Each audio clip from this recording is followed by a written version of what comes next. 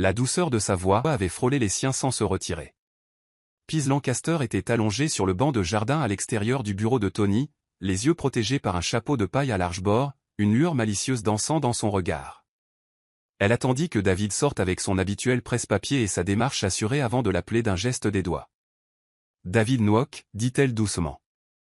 Viens t'asseoir un moment avec une vieille femme. » David gloussa, peu habitué à être convoqué comme un écolier, mais obéit. « Avez-vous besoin de quelque chose, madame, demanda-t-il. Elle pencha la tête et sourit. Cette jeune fille, Juliette Okafor, celle qui nettoie les fenêtres comme si elle polissait des diamants. Je veux en savoir plus sur elle. David hésita, son professionnalisme vacillant. Madame, je ne suis pas sûr de devoir. Piers se pencha, sa voix un murmure. Tu travailles pour Tony, mais tu as été élevé par ta propre grand-mère, n'est-ce pas? David cligna des yeux de surprise. Oui, madame. Elle lui tapota la main. Alors crois-moi quand je dis que je connais le regard dans les yeux de mon petit-fils.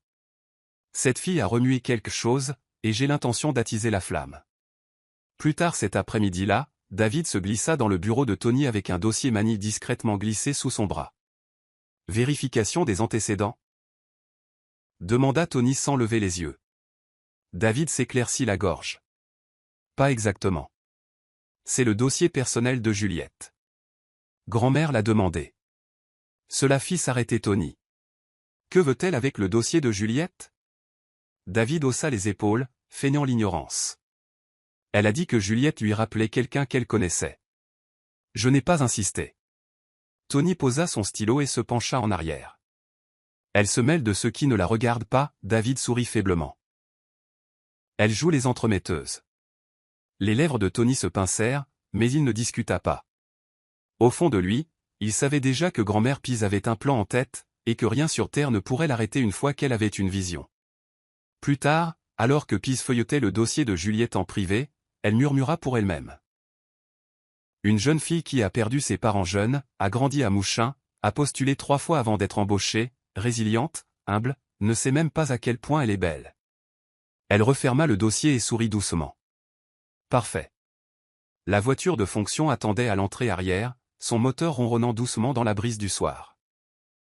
Juliette sortit du bâtiment avec son seau à serpillière, prête à prendre le long trajet en bus pour rentrer chez elle, quand une voix l'appela doucement, « Juliette, ma chère ».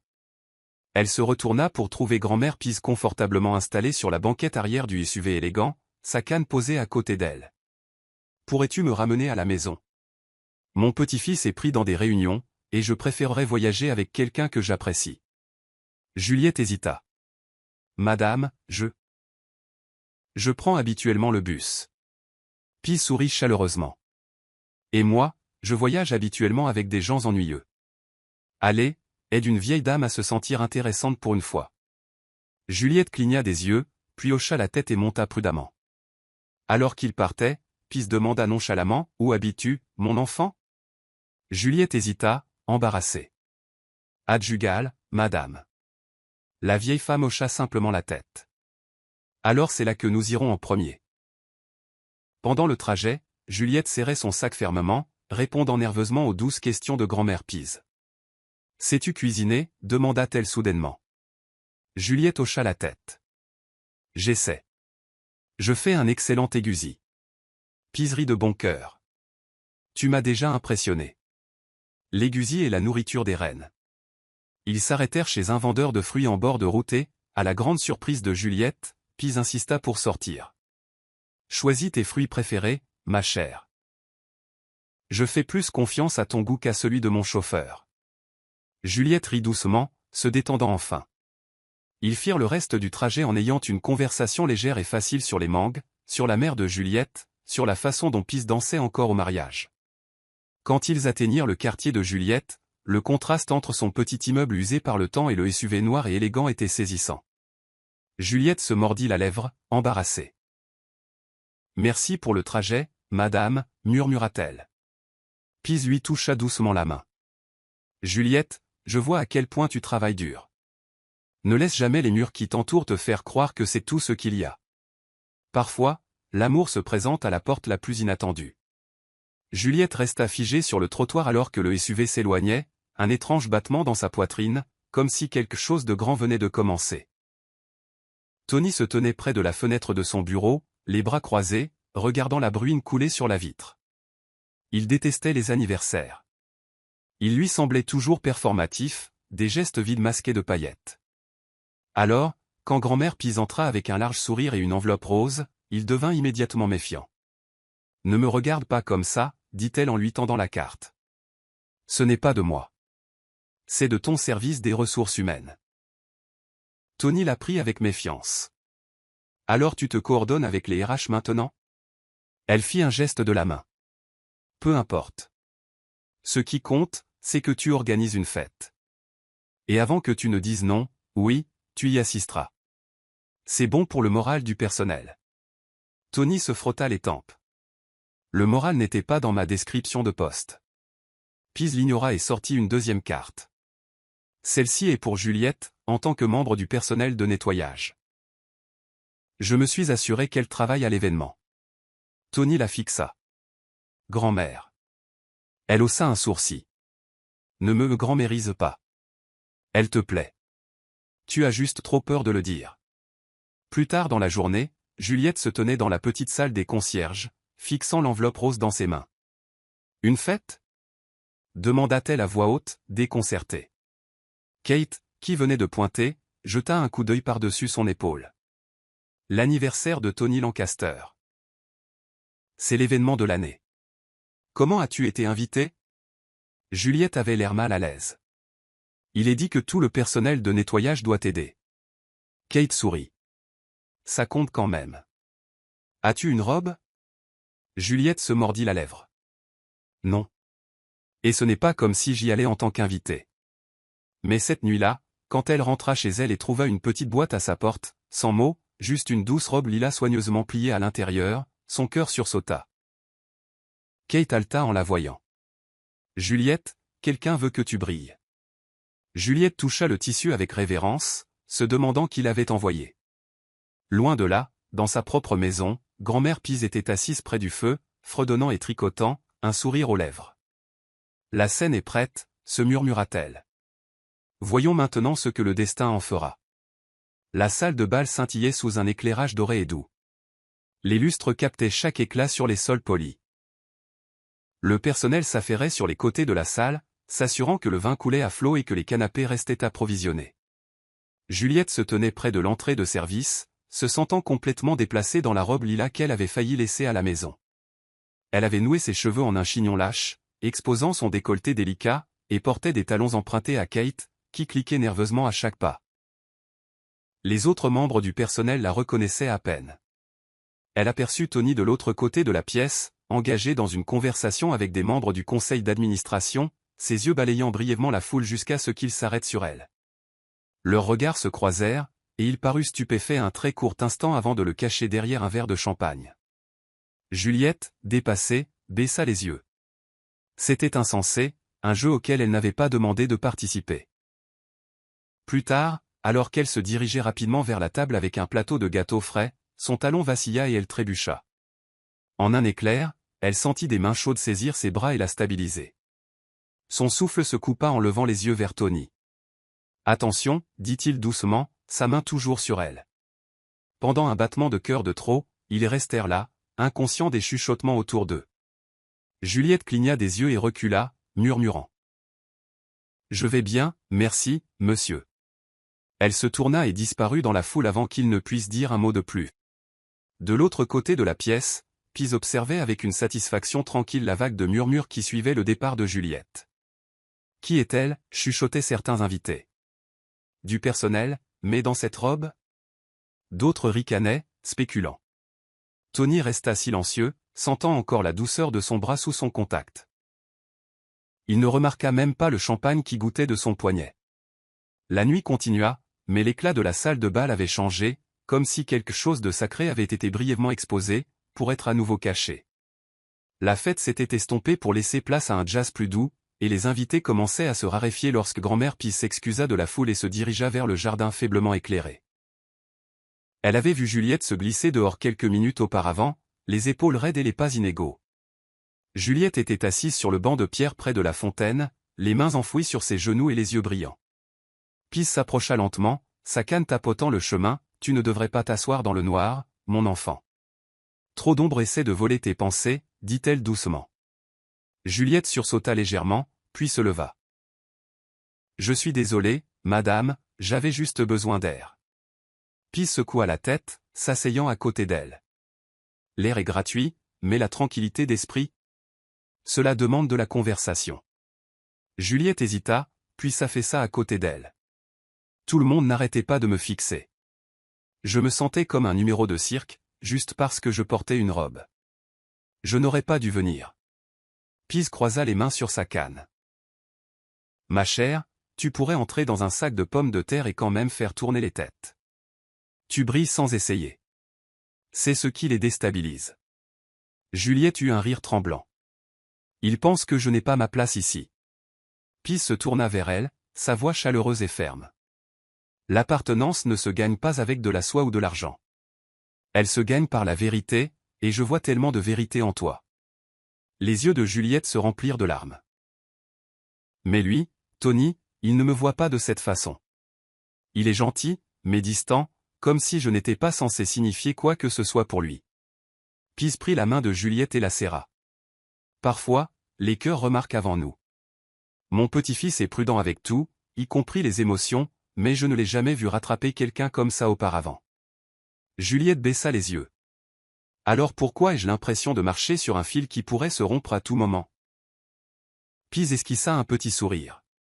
Parce que c'est le cas. Mais parfois, l'amour consiste à apprendre à trouver l'équilibre dessus, ensemble. De retour dans sa petite chambre cette nuit-là, Juliette était assise en tailleur sur son mince matelas, un carnet délavé ouvert sur ses genoux. Le bourdonnement des générateurs lointains traversait la fenêtre alors qu'elle prenait son stylo. Sa pointe était usée par des années de confessions silencieuses. Son écriture dansait de manière tremblante sur la page. Cher journal, je ne sais pas ce qu'était cette soirée. Je me sentais comme Cendrillon, sans citrouille. Je suis entré dans cette salle terrifié, et d'une manière ou d'une autre, je suis reparti plus perdu qu'avant. Tony m'a regardé comme si j'avais de l'importance. Mais peut-être que je l'ai imaginé. Peut-être que tout n'est qu'un rêve cruel portant une robe empruntée.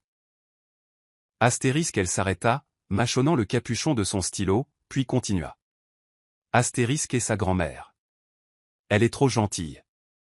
Comme si elle voyait quelque chose en moi que je ne comprends pas. Ça me fait peur, d'être remarqué.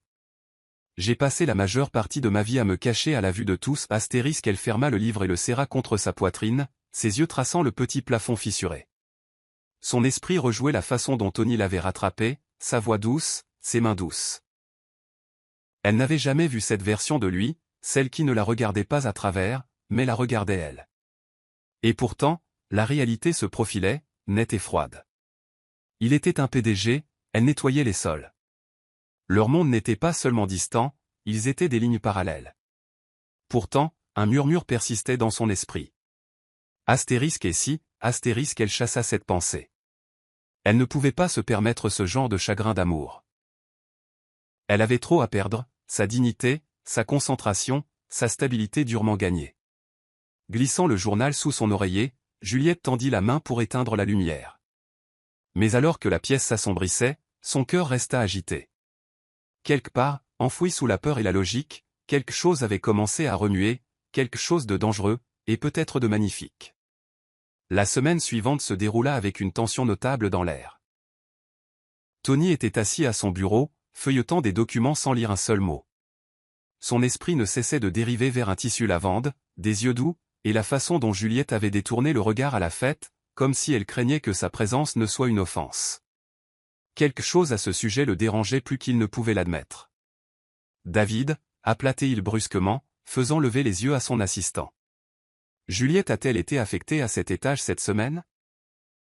David haussa un sourcil, cachant son amusement. Non, monsieur, elle a été déplacée temporairement aux niveaux inférieurs. Rotation de l'équipe. Tony fronça les sourcils. Faites-la remonter. David pencha la tête. Puis-je demander pourquoi? Tony eut l'air irrité. Parce que l'air ici est étouffant sans elle. Il y eut un silence. Puis David gloussa. Vous réalisez que c'est la chose la plus romantique que vous ayez dite depuis que vous êtes devenu PDG? Tony le foudroya du regard. Ce n'était pas romantique. C'est logistique. Pendant ce temps, dans la salle de repos des concierges, Juliette fixait son nouvel horaire avec un mélange de confusion et d'effroi. Je commençais à peine à me sentir à l'aise en bas, murmura-t-elle, traçant du doigt les lettres majuscules qu'il assignait de nouveau à l'étage de la direction. Kate se pencha, souriant en coin. Oh, pauvre Juliette. Veux-tu que je change de service avec toi? Juliette secoua rapidement la tête. Non, je ne veux juste pas qu'il pense que je cherche à attirer l'attention. Kate ricana. Ma fille, si cet homme te prêtait plus d'attention, il proposerait de passer la serpillière avec toi. Juliette leva les yeux au ciel, mais sentit son estomac se nouer en glissant le papier dans son sac. Plus tard dans la journée, lorsqu'elle retourna à l'étage de la direction, ses pas ralentirent à la lueur familière des carreaux de marbre et au bourdonnement des conversations feutrées. Quand elle passa devant le bureau de Tony, sa porte était ouverte. Leurs regards se croisèrent brièvement. Il fit un signe de tête à peine perceptible. Juliette sentit une étrange chaleur monter dans sa poitrine en passant, ses mains agrippant ses produits de nettoyage comme un bouclier. Elle ne savait pas à quel jeu elle jouait, mais elle craignait que les règles ne soient pas écrites et que les enjeux soient bien trop élevés. Cela a commencé par un mal de tête qui ne voulait pas disparaître. Au moment où Juliette atteignit le 12e étage, sa vision se brouillait et les bords du couloir semblaient pulser. Elle s'appuya sur le manche de sa serpillière pour se stabiliser. Elle s'était encore trop poussée, 2 services d'affilée, avait sauté le déjeuner et avait à peine dormi la nuit précédente. Elle prit une inspiration tremblante et continua de marcher, ne voulant laisser personne la voir flancher. Mais ses jambes la trahirent. En tournant le coin, tout se mit à tourner et elle s'effondra sur le sol avec un bruit sourd. Une secrétaire cria. En quelques instants, le couloir sombra dans le chaos. Quelqu'un appela la sécurité. Quelqu'un d'autre les premiers secours. Tony entendit le bruit et sortit de son bureau, se figeant en voyant Juliette effondrée sur le sol comme une poupée jetée. Son cœur battait la chamade contre ses côtes. Appelez le chauffeur. Amenez ma voiture maintenant, aboya-t-il en se précipitant vers elle. Et appelez grand-mère. Dites-lui que nous allons à l'hôpital. Juliette gémit faiblement alors qu'il la prenait doucement dans ses bras. Sa tête se balança contre son épaule, sa respiration superficielle. Tony n'avait jamais conduit aussi imprudemment de sa vie, ni jamais serré quelqu'un aussi fort. Quand ils arrivèrent à l'hôpital, Pise était déjà là, attendant dans le hall comme une gardienne expérimentée. Que lui est-il arrivé? Demanda-t-elle, le visage pâle. Elle s'est évanouie au travail, dit Tony en passant une main dans ses cheveux. J'aurais dû remarquer que quelque chose n'allait pas. Les yeux de Pise s'adoucirent, son inquiétude cachée sous ce calme sage. La culpabilité est inutile, Anthony. Prends soin d'elle maintenant. Des heures plus tard, Juliette se réveilla au doux bip des machines et à l'odeur d'antiseptique. La pièce était sombre, paisible. Elle cligna des yeux, groggy, pour voir Tony assis à son chevet, la tête reposant contre son bras, profondément endormi. Son souffle se coupa. Elle ne comprenait pas pourquoi il était là. Mais à cet instant, quelque chose à l'intérieur d'elle se brisa. Et pour la première fois, elle se demanda si l'homme qu'elle craignait de pouvoir la briser ne serait pas aussi celui qui pourrait la maintenir entière. Juliette remua lentement, essayant de ne pas trop bouger. Son bras picotait là où la tête de Tony reposait, et elle ne savait pas si elle devait le réveiller ou simplement continuer à faire semblant de dormir. La chambre d'hôpital était silencieuse, à l'exception du doux bourdonnement de la climatisation et du froissement occasionnel de sa respiration régulière. Il avait l'air différent comme ça, sans défense. Pas le PDG puissant autour duquel elle marchait sur la pointe des pieds, mais un homme fatigué, accablé par quelque chose de plus lourd que le travail. Quand ses yeux s'entr'ouvrirent enfin, Juliette paniqua et détourna le regard.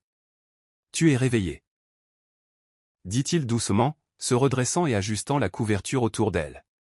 Elle hocha la tête, la voix rauque. « Je ne voulais pas faire de scandale. » Il secoua la tête. « Tu m'as fait une de ces peurs. » Juliette cligna des yeux. « Pourquoi ?» Il y eut une longue pause avant qu'il ne réponde. « Parce que je tiens à toi. Plus que je ne le devrais. Plus que je ne sais comment l'admettre. » Plus tard dans la soirée, grand-mère Pise entra dans la chambre, portant un thermos de soupe maison fumante. « On dirait que tu n'as pas mangé un vrai repas depuis des jours, dit-elle, réprimandant. Gentiment Juliette tout.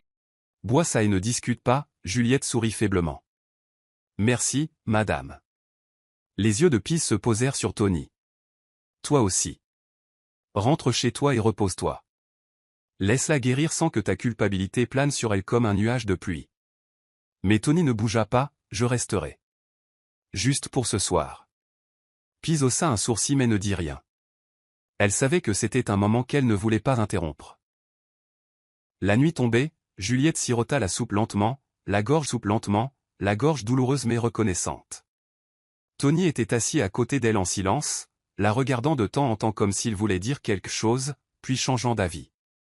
Le silence entre eux n'était pas gênant, mais intime. Non dit, un nouveau langage se formant.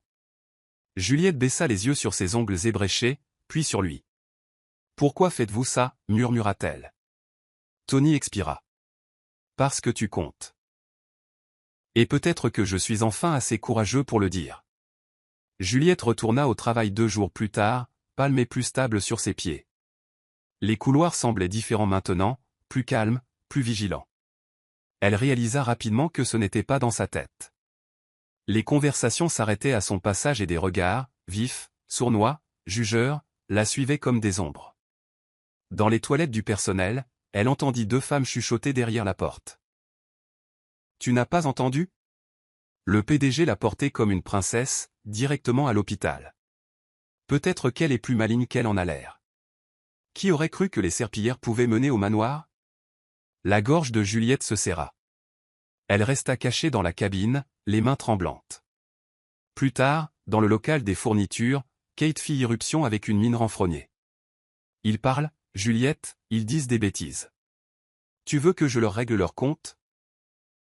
Juliette esquissa un sourire amer. « Non, laisse-les parler. Les mots ne blessent que si on les laisse faire. » Mais au fond d'elle, elle sentait la piqûre. Chaque service devenait une bataille silencieuse, souriant à travers l'humiliation, prétendant ne pas remarquer, se rappelant pourquoi elle travaillait si dur en premier lieu. Le point de rupture arriva pendant une pause déjeuner lorsque Juliette passa devant l'étage de la comptabilité. Quelqu'un marmonna assez fort pour qu'elle l'entende. Elle doit jouer la carte de la pitié. On ne s'évanouit pas pour entrer dans le cœur d'un PDG sans un peu de planification.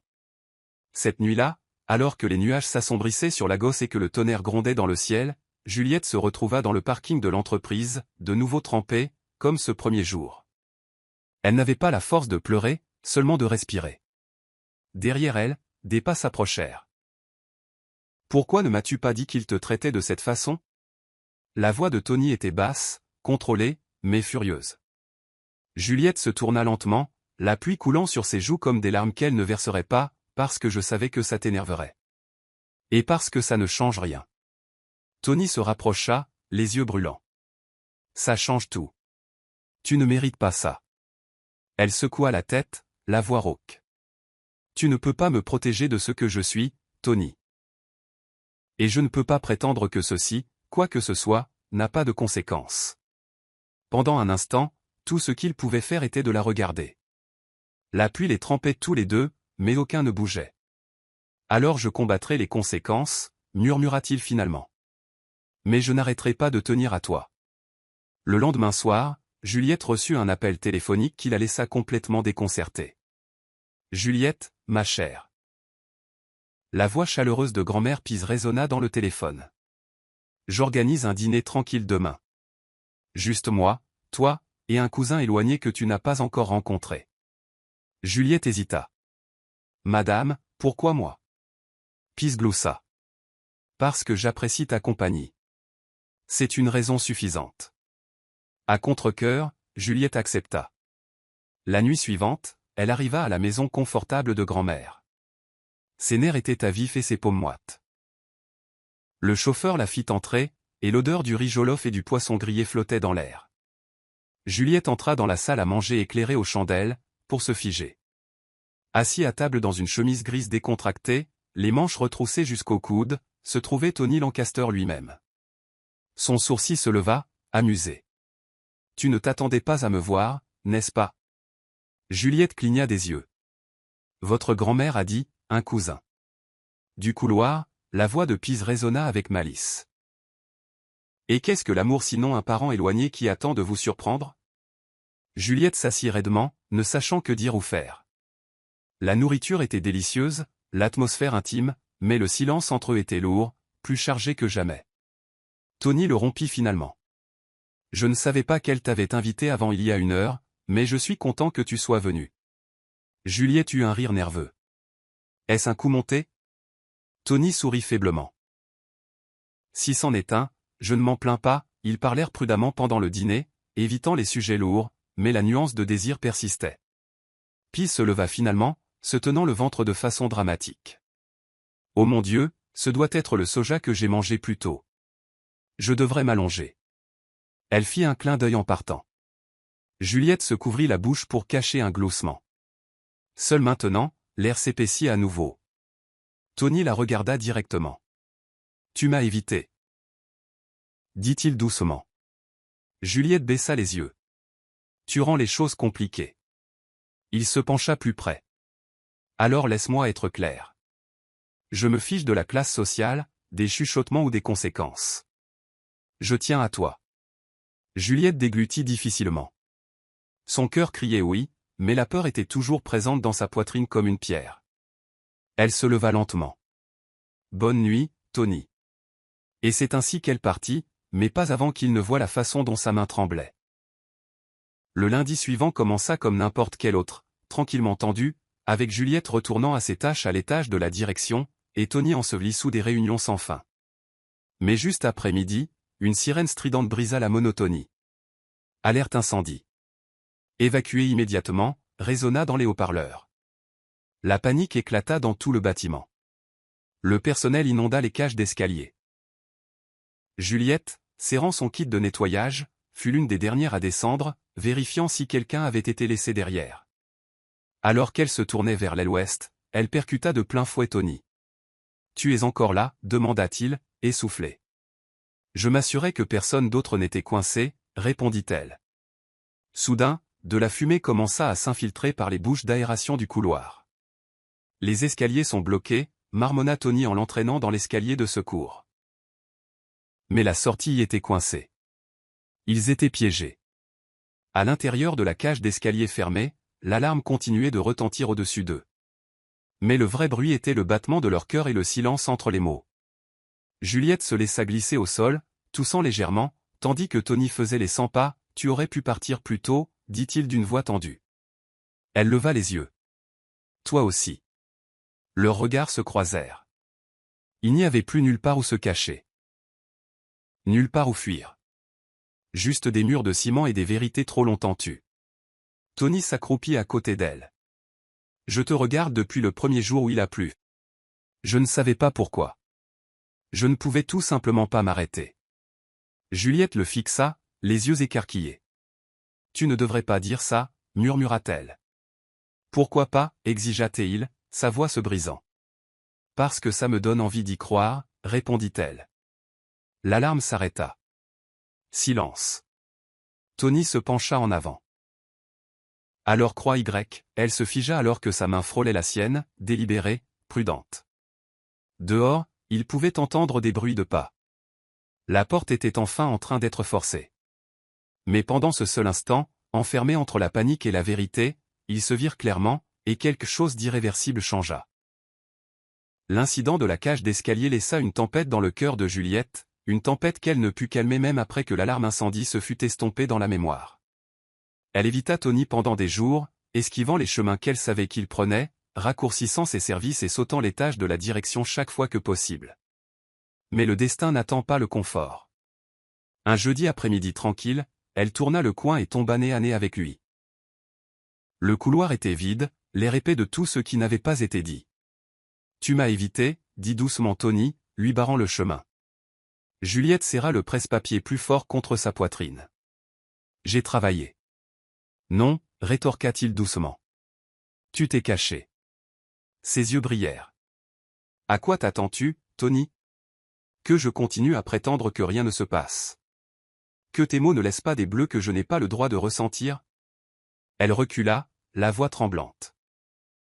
Tu n'as pas le droit d'agir comme si j'étais spécial en secret, pour ensuite passer devant moi en public comme si j'étais un meuble. Tony eut l'air d'avoir été giflé, mais il l'encaissa. Je me fiche de ce que les gens pensent, Juliette. Je ne m'en suis jamais soucié. Elle secoua la tête. C'est facile à dire quand tu n'es pas celle dont les gens chuchotent. Il y eut un silence aigu avant qu'elle n'ajoute « Je ne peux pas me permettre d'être ta faiblesse, Tony. Pas quand j'ai passé toute ma vie à essayer d'être forte. » Ces mots le frappèrent durement. Pour la première fois, Tony réalisa qu'il ne s'agissait pas de peur de l'amour. C'était la peur de se perdre elle-même. « Alors j'attendrai, dit-il, sa voix plus basse maintenant. Jusqu'à ce que tu vois que je ne veux pas changer qui tu es. Je veux savoir qui tu es. » Juliette cligna des yeux, des larmes piquant ses yeux. Tu n'as pas le droit de dire des choses comme ça.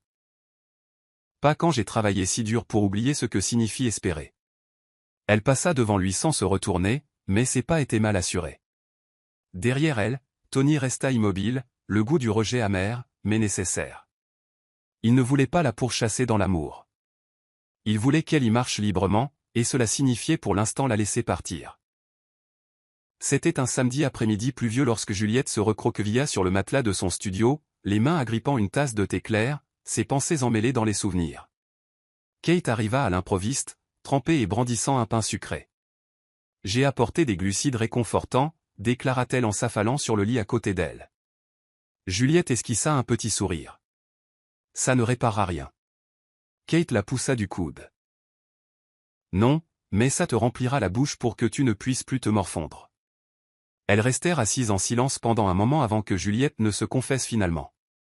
Il a dit qu'il tenait à moi, qu'il voulait me connaître, mais je ne sais pas si je lui fais confiance, ou si je me fais confiance. Kate déchira un morceau de pain et mâcha pensivement. Tu penses qu'être aimé te rend faible.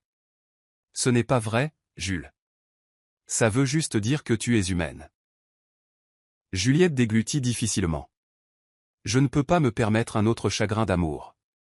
J'ai à peine réussi à me rafistoler comme je suis. Kate posa le pain et se tourna vers elle. Je t'ai vu te relever après avoir perdu tes parents. Je t'ai vu faire 3 boulots tout en étudiant. Tu as traversé le feu, Juliette. Si quelqu'un mérite d'être aimé sans peur, c'est bien toi. Juliette détourna le regard. Mais pourquoi moi? Ça aurait pu être n'importe qui. Kate sourit d'un air entendu. Peut-être qu'il voit ce que le reste d'entre nous sait déjà, que tu es plus que ce que tu as traversé. Peut-être qu'il veut quelqu'un de vrai. Juliette expira lentement, laissant la chaleur de ses mots s'installer dans ses os. Elle n'était pas encore convaincue, mais le mur qu'elle avait construit autour de son cœur s'était fissuré, et la lumière qui filtrait n'était plus aussi terrifiante qu'avant. Cette nuit-là, après le départ de Kate, Juliette se retrouva à ouvrir à nouveau son journal, n'écrivant qu'une seule phrase. Astérisque et si l'amour ne voulait pas me briser, mais me construire, astérisque grand-mère Pise était assise dans sa véranda, la douce lumière de l'après-midi projetant des traînées dorées sur la toile sur laquelle elle travaillait. Ses coups de pinceau étaient lents, prudents, 2 oiseaux peints en plein vol à travers une tempête, les ailes déployées, les yeux tournés vers l'avant. Quand Juliette arriva, les mains encore poudrées de savon de ses corvées du matin, elle hésita sur le pas de la porte. « Vous vouliez me voir, madame ?» Pise leva les yeux avec un sourire entendu. « Entre, ma chère. Assieds-toi. Je veux te montrer quelque chose. » Juliette s'approcha, les yeux attirés par l'image vive. « C'est magnifique, murmura-t-elle. Pise tamponna doucement son pinceau. « Sais-tu ce que ça signifie ?» Juliette secoua la tête. « Il vole dans la tempête. » Pas loin d'elle. Pise hocha la tête. « Exactement. Parce que l'amour n'attend pas un ciel parfait. Il devient le plus fort quand le vent menace de le déchirer. » Juliette détourna le regard, l'émotion montant de manière inattendue. « Je ne suis pas sûre d'être prête à voler dans quoi que ce soit. Madame, j'ai passé la majeure partie de ma vie à fuir les tempêtes. » Pise posa son pinceau et se tourna vers elle. « Et pourtant, tu es toujours là. Cela me dit que tu es plus forte que la tempête. » Elle tendit la main et prit doucement celle de Juliette. « Mon défunt mari et moi, nous avons commencé avec rien. Il était instituteur, j'étais couturière. Les gens disaient que ça ne durerait pas. Mais nous nous sommes choisis encore et encore, même quand ça faisait mal. C'est ce qui fait durer l'amour. Les yeux de Juliette se remplirent de larmes. Et si je me trompe de choix? Pise lui serra la main. Alors tu guéris. Et tu choisis à nouveau. Mais celui-ci, Juliette, celui-ci veut se tenir à tes côtés. Et je pense qu'au fond de toi, tu le sais déjà. Juliette partit cet après-midi-là avec l'image de ces oiseaux gravée profondément dans son esprit. Pour la première fois depuis des semaines, elle sentit un changement. Pas de la certitude, mais du courage. La nuit était calme, enveloppée dans une couverture d'attente silencieuse, alors que Juliette se tenait devant son appartement, attirée par le bruit de pas lointains. Sa rue était faiblement éclairée, les vieilles ampoules vacillant au-dessus d'elle. Mais elle le vit clairement, Tony, debout sous le lampadaire rouillé, comme s'il appartenait à un monde différent. Ses manches de chemise étaient retroussées et son visage avait l'air fatigué. Mais lorsque leurs regards se croisèrent, il se redressa. Le souffle de Juliette se coupa. « Tu ne devrais pas être ici, dit-elle, sa voix à peine audible par-dessus le bourdonnement du lampadaire. « Je sais, répondit Tony en s'avançant. Mais il y a quelque chose que je dois dire. Quelque chose que j'aurais dû dire avant que tout ne devienne compliqué. » Il s'arrêta, cherchant son visage. « J'ai été un lâche. Je t'ai gardé à distance parce que je ne voulais pas ruiner le peu de paix que tu as. Mais le silence a ruiné plus que les mots n'auraient jamais pu le faire. » Juliette croisa les bras, le cœur battant la chamade. « Alors, que viens-tu faire ici? T'excuser? Prétendre que rien de tout cela n'est arrivé? » Tony secoua la tête. « Non, je suis ici pour te dire la vérité. J'aime la façon dont tu entres dans les pièces sans exiger d'espace et que tu arrives quand même à te l'approprier. J'aime le fait que tu ne te plaignes jamais, même quand tu devrais. Je tiens à toi, Juliette. Pas d'une manière polie et distante, mais profondément. De manière compliquée, peut-être même gênante. » La gorge de Juliette se serra. « Tu n'as pas le droit de dire ça sous des lampadaires comme celui-ci. Tu n'as pas le droit de réciter de la poésie dans une vie que j'ai passé des années à essayer de garder silencieuse. » Il se rapprocha. « Alors apprends-moi à le dire correctement. » Elle tourna le visage, dépassée. Il n'insista pas. « Bonne nuit, Juliette, dit-il en reculant lentement. Elle ne répondit pas. Mais alors qu'il s'éloignait dans la nuit, sa main se serra sur sa poitrine comme si c'était le seul moyen de se maintenir. Elle ne savait pas ce que demain apporterait. Mais pour la première fois, elle n'était pas terrifiée à cette idée. Les jours passèrent avec une étrange quiétude entre eux. Tony n'appela pas. Il n'envoya pas de message. Il garda ses distances, physiquement et émotionnellement, mais pas par indifférence. C'était une retenue délibérée. Il avait clairement exprimé ses sentiments, et c'était maintenant au tour de Juliette. Elle, de son côté, oscillait entre des moments de désir et de confusion. Sa routine restait la même, mais quelque chose de vital avait changé. Elle se surprenait à s'arrêter au 22e étage, se demandant si elle le verrait. Ce ne fut pas le cas. Pendant les pauses déjeuner, ses yeux balayaient instinctivement le parking. Rien. Kate remarqua le changement. « Il te manque ?» dit-elle un jour en mordant dans une orange. Juliette haussa les épaules. « Il me donne de l'espace. » Kate renifla. L'espace est froid quand le cœur veut de la chaleur. Juliette ne discuta pas, car elle savait que Kate avait raison. Pendant ce temps, Pise observait tout cela avec sa sagesse habituelle. Elle n'intervint pas cette fois. Au lieu de cela, elle laissa le silence entre s'approfondir, car parfois l'amour pousse mieux dans le sol de la réflexion. Tony s'occupa avec le travail, mais David le surprit plus d'une fois à regarder fixement des rapports. « Vous attendez ?» dit David un soir. Tony ne le nia pas. « Oui, parce que si je la poursuis maintenant, je traînerai son cœur au lieu de l'inviter. » Juliette, elle aussi, passait ses soirées agitées. L'air semblait différent sans sa présence. Elle ne cessait de penser à ses paroles sous le lampadaire. « Alors apprends-moi à le dire correctement » cela résonnait en elle comme un léger coup à une porte fermée. Finalement, une nuit, elle se tint à sa fenêtre, regardant le même endroit où il s'était tenu des jours auparavant. Elle murmura au vent. « Où as-tu appris à m'attendre si bien ?»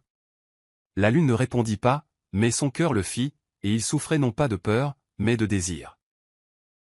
Juliette rentra chez elle tôt un soir pour trouver une enveloppe glissée sous sa porte.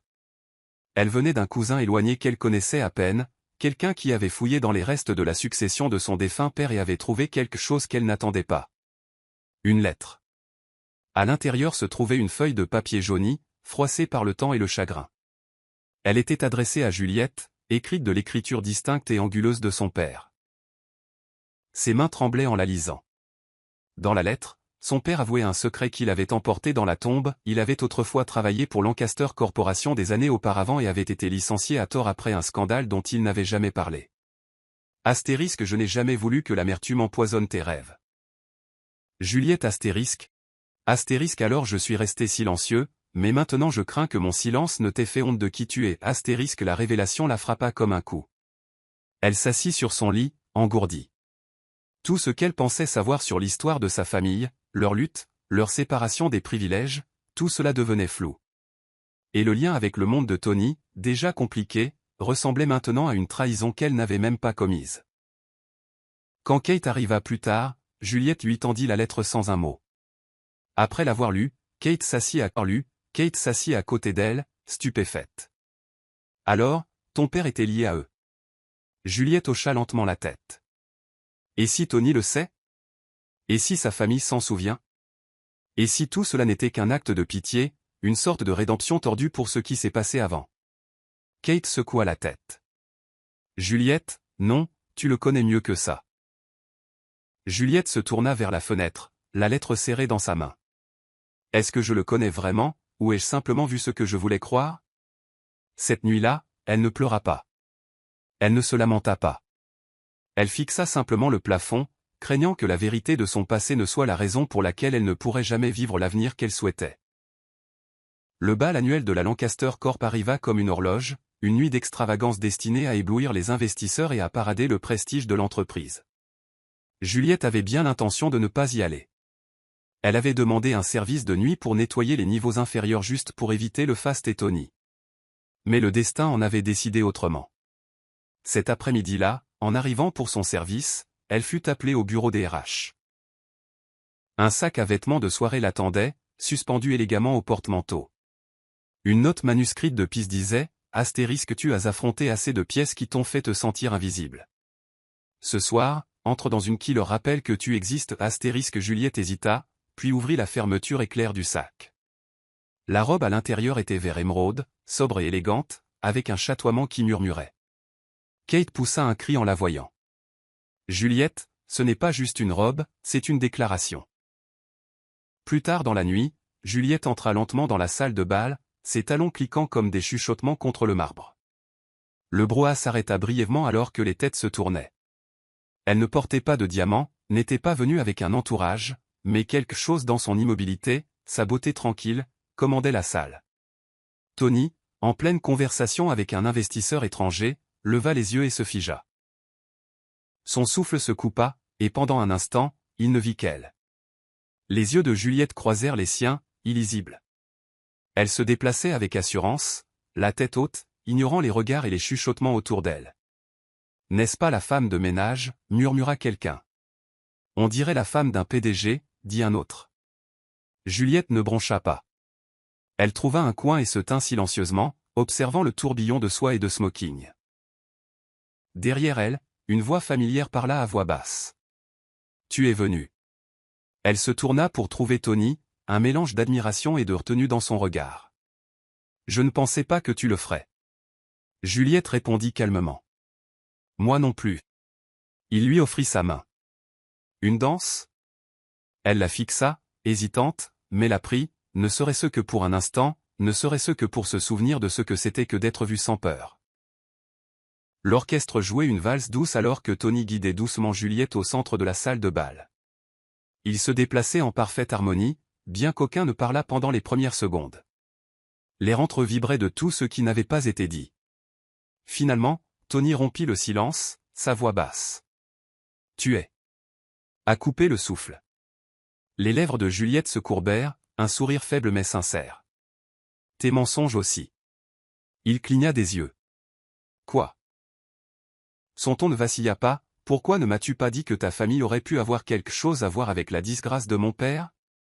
La musique continua, mais le monde autour d'eux s'estompa. Le visage de Tony s'assombrit.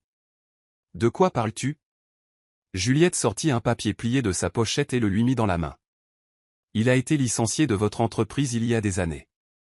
C'est pour ça que nous avons lutté. Pourquoi nous avons vécu comme des ombres. Et maintenant, je me retrouve à danser avec l'héritier de la tempête qui a failli nous noyer. » Tony arrêta de danser. La salle continuait de bouger, mais il restait immobile au centre. Il déplia le papier, le lisant rapidement, sa mâchoire se crispant. « Juliette, je ne savais pas. Je te le jure, je n'en avais aucune idée. » Sa voix se brisa. « Mais ça change tout. Comment puis-je séparer ce que je ressens de ce qu'il a perdu ?» Tony prit sa main, sa voix urgente. « Alors ne les sépare pas, laisse-moi réparer ce que je peux.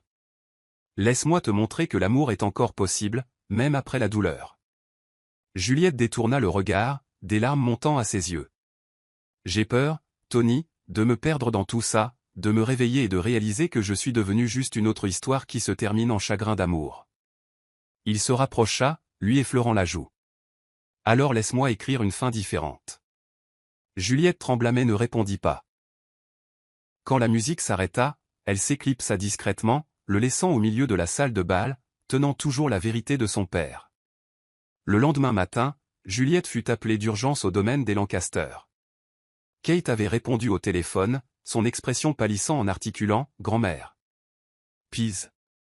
Juliette arriva pour trouver la vieille femme allongée sur une chaise longue dans la véranda, les yeux fermés, une faible montée et descente de sa poitrine étant le seul signe de vie. Le médecin de famille se tenait à proximité, son expression calme et préoccupée. « Épuisement, dit-il. Elle s'est trop poussée. » Tony était assis à son chevet, la culpabilité gravée profondément sur ses traits. Quand Juliette entra, Pise remua légèrement, ses lèvres se contractant en un sourire. « Tu es venu, murmura-t-elle. Juliette s'agenouilla à côté d'elle, saisissant sa main ridée. « Bien sûr que oui. » La voix de Pise était rauque. « Je ne suis pas tombé malade, je m'y suis laissé aller, parce que j'avais besoin de vous voir tous les deux. » Dans la même pièce à nouveau. Tony fronça les sourcils. « Tu as fait semblant » Pise ouvrit un œil. « Exagéré, pas fait semblant. Ne sois pas dramatique. » Juliette faillit rire à travers ses larmes. « Pourquoi, madame ?» Pise lui serra la main. « Parce que l'amour est une multitude. Parfois, il faut une peur pour le faire bouger. » Tony soupira, lui caressant doucement le front. « Tu m'as fait peur. » Pise le regarda avec une affection vive. « Alors fais quelque chose. » Elle se tourna vers Juliette. « N'attends pas comme je l'ai fait. Ne pense pas que le temps rendra les choses plus faciles. Il ne fait que voler tes chances. » Juliette se pencha en avant, son front reposant contre la main de la vieille femme. « J'ai si peur, madame. » Pise sourit faiblement. « Bien, ça veut dire que c'est réel. Maintenant, allez, avant que je doive m'effondrer pour de vrai pour vous faire parler à nouveau. » Ils gloussèrent tous les deux à travers des yeux embués. Dans ce moment fragile et chaleureux, ils réalisèrent que même un cœur fatigué par des années de sagesse pouvait battre un peu plus longtemps pour voir l'amour enfin triompher. Juliette errait dans le bâtiment des Lancaster après la fin de son service, attirée par la douleur dans son cœur plus que par la logique. Les lumières de la ville brillaient en contrebas, projetant des teintes douces contre les hautes fenêtres en verre. Quelque chose, peut-être le désir, peut-être la folie, la poussa vers le toit. Elle sortit sur la terrasse ouverte, s'attendant au silence. Au lieu de cela, elle trouva Tony appuyé contre la balustrade, une tasse de café fumante à la main, contemplant l'horizon comme s'il cherchait quelque chose qu'il ne pouvait nommer. Quand il se tourna et la vit, son visage enregistra la surprise, puis quelque chose de plus doux. « Tu n'arrivais pas à dormir » demanda-t-il doucement. Juliette hocha la tête, s'avançant lentement. Trop de pensées, pas assez de paix. Ils restèrent en silence, côte à côte, le vent emmêlant ses cheveux. Finalement, Juliette murmura, « Tu savais que je te trouverais ici, n'est-ce pas ?» Tony sourit faiblement. « J'espérais. » Elle se tourna pour lui faire face, sa voix basse. « Tu m'as blessé sans le vouloir, et pourtant je suis quand même venu. » Il croisa son regard, le reflet de la ville dansant dans ses yeux. « Parce que je n'ai jamais cessé d'attendre. » Elle tendit la main, effleurant ses doigts. J'ai toujours peur, admit-elle, mais je suis fatigué que la peur soit mon excuse. Tony prit sa main, la tenant avec révérence. Alors ayons peur ensemble, murmura-t-il. À cet instant, la distance entre s'évapora. Il se pencha lentement, lui donnant chaque seconde pour reculer. Elle ne le fit pas. Leurs lèvres se rencontrèrent, tendres, tremblantes, hésitantes. Le baiser n'était pas un feu d'artifice, c'était une guérison. Une libération de semaines de tension, un abandon à la vulnérabilité qu'ils avaient tous deux si ardemment combattu. Quand ils se séparèrent, Juliette murmura « Ne me laisse pas tomber si tu ne comptes pas me rattraper ». Tony lui glissa une mèche de cheveux derrière l'oreille et répondit « Tomber n'a jamais été le risque, voler avec toi l'est ». Et alors que la brise frôlait leur peau, Juliette sut que quelque chose avait enfin changé en eux deux. Le lendemain matin, Tony arriva au bureau avec Juliette à ses côtés, non pas cachée, non pas dissimulée dans l'ombre, mais marchant épaule contre épaule. Une annonce silencieuse. Les yeux de David s'écarquillèrent au moment où ils sortirent de l'ascenseur, et un chœur de chuchotement s'éleva comme une traînée de poudre. C'est elle? Ils sont venus ensemble? Alors c'est vrai. Tony ne s'arrêta pas pour expliquer. Il tint fermement la main de Juliette en traversant le couloir, son regard défiant quiconque de la faire se sentir petite. Le cœur de Juliette battait la chamade, mais elle ne détourna pas le regard. Elle avait passé toute sa vie à être ignorée. Aujourd'hui, elle était vue, et cela la terrifiait et l'excitait à la fois. Tony se pencha vers elle alors qu'ils entraient dans son bureau. Toujours d'accord, murmura-t-il. Juliette hocha la tête, sa voix basse. Tant que tu ne lâches pas ma main. Tout le monde n'accueillit pas leur annonce avec chaleur. Au déjeuner, un cadre supérieur marmonna à portée de voix. Voilà ce qui arrive quand le pouvoir tombe amoureux de la pitié. David entendit et n'hésita pas, non, monsieur. Voilà ce qui arrive quand un homme a le courage d'aimer qui il choisit. Tony l'apprit plus tard et fit personnellement muter l'homme hors de sa division. Ce soir-là, il s'adressa à son équipe de direction en présence de Juliette. Dans cette entreprise, nous respectons tout le monde, sans distinction de titre, d'origine ou de la personne qu'ils aiment. Quiconque n'est pas en accord avec cela est libre de démissionner. C'était audacieux, c'était public, et c'était profondément personnel. Juliette se tint à ses côtés tout le temps, les épaules carrées, le regard ferme. En quittant la pièce, elle leva les yeux vers lui et murmura. « Tu n'étais pas obligé de faire ça. » Il baissa les yeux vers elle, les mains toujours dans les siennes. « Si, j'étais obligé, parce que tu es resté seul assez longtemps. Maintenant, c'est à mon tour de me tenir à tes côtés. » Juliette sourit à travers la boule dans sa gorge. Il ne la choisissait pas seulement. Il choisissait aussi de se battre pour elle. Kate était assise sur le bord du lit de Juliette, les jambes croisées, un sourire malicieux dansant sur ses lèvres alors qu'elle regardait Juliette essayer une robe pour un prochain gala de charité. « Alors, toi et je réduis les salles de conseil au silence avec mon regard, êtes officiel maintenant, taquina-t-elle. Juliette rit. « Je suppose que oui. » Bizarre, non? Kate haussa les épaules. Bizarre? Peut-être. Magnifique? Certainement. Juliette s'étudia dans le miroir, puis se tourna. Et toi? Quelqu'un fait battre ton cœur comme le mien quand j'ai fait tomber un plateau près de lui? Kate leva les yeux au ciel de manière dramatique. Je ne fais pas dans les papillons. Peut-être, des mythes à combustion lente. Mais son sourire vacilla légèrement, révélant quelque chose qu'elle n'avait pas encore partagé. Quoique. David m'a invité à dîner. Les yeux de Juliette s'écarquillèrent. David? Comme dans le David de Tony? Kate hocha la tête. Il est étonnamment drôle, et il écoute comme si j'étais la seule personne au monde. Elle s'arrêta. C'est déconcertant. Le dîner eut lieu 2 nuits plus tard, et Juliette attendit comme une meilleure amie avide de potin. Quand Kate revint, son visage était illisible jusqu'à ce qu'elle s'effondre sur le lit avec un soupir rêveur. Il m'a apporté une voiture de mon vendeur de rue préféré, a cité de la poésie, de la vraie poésie, et n'a pas essayé de m'impressionner avec des restaurants chics. Il m'a juste vu. Juliette sourit, le cœur plein. On dirait que tu es prise dans ta propre histoire, Kate. Sa meilleure amie sourit. N'insiste pas. Un rendez-vous, 2 rires, 3 papillons maximum. Pourtant, il y avait une nouvelle douceur chez Kate, une légèreté dans sa voix que Juliette n'avait pas entendue depuis des mois. L'amour, semblait-il, n'était pas seulement réservé aux grands gestes. Parfois, il s'épanouissait tranquillement, dans la façon dont quelqu'un se souvenait de votre encas préféré ou ne bronchait pas à votre silence. Juliette regarda son amie et murmura, « Tu mérites ça, tu sais, d'être choisie sans avoir à le demander. » Kate répondit doucement. « Toi aussi, Jules, et enfin, tu le es. » La salle de réunion de l'entreprise bourdonnait d'anticipation. La rumeur s'était répandue qu'un nouveau chef de département allait être présenté, et naturellement, les spéculations avaient atteint leur paroxysme. Juliette était assise tranquillement au fond, discrète, inconsciente du changement qui allait se produire. Elle s'était concentrée sur de petits projets que Tony lui avait discrètement confiés, rédigeant des propositions, contribuant à la logistique d'événements, offrant des commentaires sur l'engagement du personnel, mais rien n'avait laissé présager quelque chose de plus grand. Alors, quand Tony prit la parole et dit « Aujourd'hui, nous accueillons la nouvelle coordinatrice du développement créatif », personne ne s'attendait à ce qui allait suivre. « Juliette Okafor, voulez-vous vous avancer ?» La salle devint complètement silencieuse. Juliette cligna des yeux, incertaine d'avoir bien entendu. Kate la poussa du coude. « C'est toi, génie, lève-toi. » D'un pas hésitant, Juliette se leva. Son cœur battait si fort qu'il couvrait presque le son des applaudissements polis.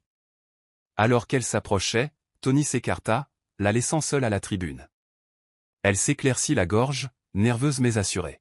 « Je ne m'attendais pas à ça. » Commença-t-elle, balayant du regard la mer de visages curieux. « J'ai commencé ici en nettoyant ces sols, et j'en suis toujours fier. Mais j'ai aussi passé des années à rêver au-delà des balais et des seaux, non pas parce que ces choses sont indignes de qui que ce soit, mais parce que les rêves devraient avoir le droit de grandir, peu importe d'où ils partent. » Certains dans la foule hochèrent la tête, visiblement émus. Juliette continua, sa voix plus ferme. « Je suis honorée qu'on me confie ce rôle. J'ai l'intention de mériter chaque parcelle de celui-ci, non pas à cause de la personne avec qui je suis, mais à cause de la personne que je suis devenue. » En s'éloignant, les yeux de Tony croisèrent les siens avec une fierté indubitable. Plus tard, dans l'intimité de son bureau, elle se tourna vers lui. « Merci, de croire en moi avant que je ne croie en moi-même. » Il lui toucha doucement la joue. « Tu n'avais pas besoin de ma croyance, Juliette, tu avais juste besoin d'un endroit pour briller. » Et maintenant, enfin, elle en avait un. Le jardin était calme, baigné par la lueur dorée d'un soleil de fin d'après-midi. Le même jardin où Pise Lancaster avait autrefois peint des oiseaux et chuchoté des vérités au cœur de Juliette accueillait maintenant des rangées de chaises blanches, de la musique douce et des rires. Ce n'était pas un mariage, pas encore. Mais c'était quelque chose de proche, un rassemblement d'amour, de famille, de possibilités. Juliette se tenait sous le grand baobab dans une robe ivoire simple mais élégante, non pas comme une mariée, mais comme une femme choisissant d'être pleinement vue. Tony se dirigea vers elle sans fanfare, juste de l'honnêteté dans ses pas et de la douceur dans son regard. Il prit sa main et la tint. « Pas de discours aujourd'hui, dit-il avec un petit sourire. Juste une question. » Juliette pencha la tête, son sourire taquin. « Je pensais que nous étions d'accord, pas de demande en mariage avant que je survive 1 an dans ce nouveau rôle. » Tony gloussa. « Pas de demande, juste des projets. » Il sortit un croquis, presque enfantin, mais dessiné à la main. Le jardin, 2 chaises, une petite arche faite de feuilles de palmier. « Pise m'a aidé à concevoir ça, dit-il. Elle a appelé ça le coin du jour viendra. Où nous pourrions nous asseoir chaque année et nous demander si c'est toujours de l'amour. » Les yeux de Juliette se remplirent de larmes.